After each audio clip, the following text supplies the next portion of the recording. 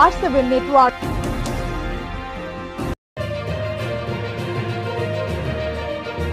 আর আপনারা দেখছেন R7 বাংলা, বাংলার কথা বাঙালির মুখে।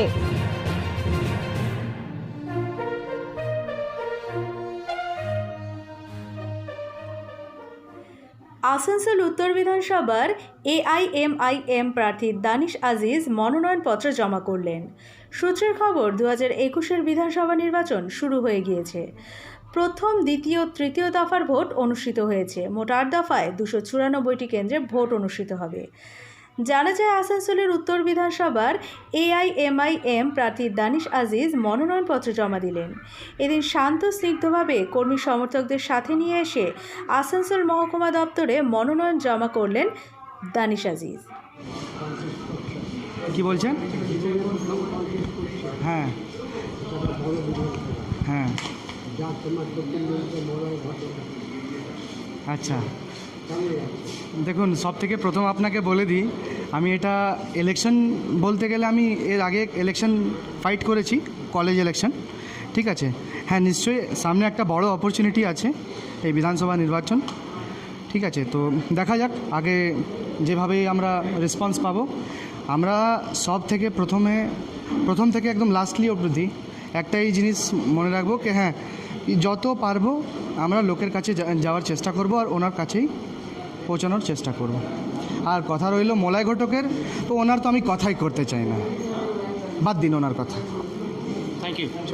मैं बंदिशों में था, मिल नहीं पा रहा था इलेक्शन कमीशन और अन्य प्रक्रियाओं की वजह से मैं उन तक पहुंच नहीं पा रहा था। लेकिन आज नॉमिनेशन भर के निकलने के बाद मेरी यही कोशिश रहेगी और मेरी यही ख्वाहिश रहेगी कि मैं लोगों तक पहुंच सकूं और उनके लिए कुछ कर सकूं। क्या पहले काम क्या होगा? पहला काम यही होगा, लोगों तक पहुंचना है। जब तक आप लोगों तक पहुंचेंगे नहीं, तब तक उनकी समस्याओं को समझ कैसे नहीं पाएंगे।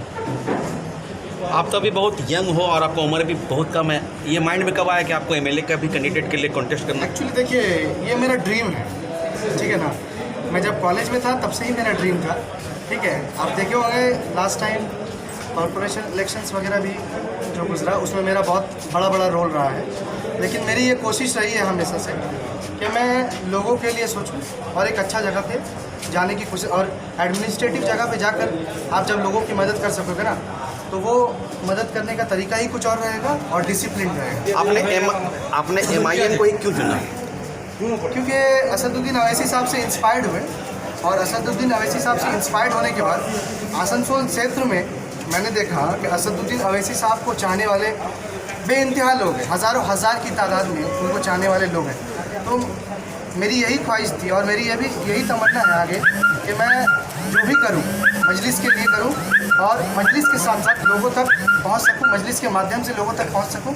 बैरिस्टर असदुद्दीन अवैसी साहब का जो वार्ता है मैं लोगों तक पहुंचा सकूं। इस इलेक्शन में आप अपने विधानसभा के लिए किन मुद्दों को लेकर चुनाव लड़ेंगे? सबसे पहले तो देखिए, रेल पार में जो बढ़ती हुई प्रॉब्लम्स हैं, जैसे एजुकेशन हो गया, लिटरेसी हो गया, और उसके बाद और भी माइनॉरिटीज़ को लेकर, SC को लेकर, ST को लेकर, कुछ अपर कास्ट हमारे उनको लेकर जो खेल चल रहा है ना, उस खेल को पहले बहुत खेल चल रहा है। ये लोग बोलते हैं ना खेला होवे, तो खेला होगा, इनके ही लफ्ज़ों में बोल रहा हूँ, खेला होगा, लेकिन खेलेंगे हम लोग, देखेंगे ये लोग।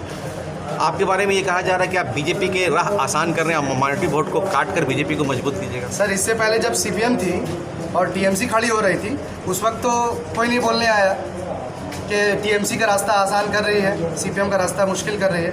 देखिए सर, नहीं दिया था सर, कैंडिडेट उस वक्त दे या आज दे, वो दौर अलग था, ये दौर अलग है। बात रही लड़ने की, हमें अपने हक के लिए अगर लड़ना पड़े, ऑब्वियसली हमको फ्रंट पे जाकर सामने आकर लड़ना होगा, क्योंकि आने वाले दिनों में वक्त बहुत बुरा आ रहा है और उस वक्त का सामना हम लोगों को बहुत हिम्मत और बहुत यूनाइटेडली करना होगा।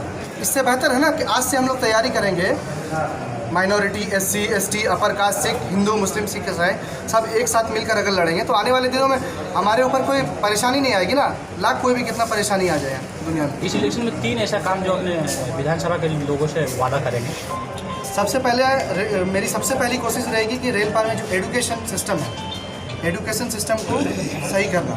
बहुत सारी एजुकेशन सिस्टम है जो तहस नहस होकर है। उसके बाद ज़्यादातर फोकसेस रहेगा हमारे जो सीनियर सिटीजन्स है उनके लिए कुछ एक सोचने का, क्योंकि जो लोगों का, बहुत सारे लोगों का कहना है कि जब वो लोग बूढ़े हो जाते हैं तो उनका यूज़ नहीं होता, ठीक है। तो सीनियर सिटीजन्स के भी नज़र में एक उद्देश्य लेकर उतरना है, और साथ साथ यूथ को साथ देना है, यूथ को एक साथ रखना है, और यूथ के साथ आगे बढ़कर एक अच्छा मैंने प्लेटफॉर्म आसनसोल को देना है। सिर्फ मैं नहीं, मैं पीछे रहूँगा, मेरे पीछे मैं चाहता हूँ हज़ारों यूथ आगे रहें और मैं उनके पीछे रहूँ। मैं उनके आगे नहीं रहना चाहता, उनके पीछे रहना चाहता हूँ। Thank you.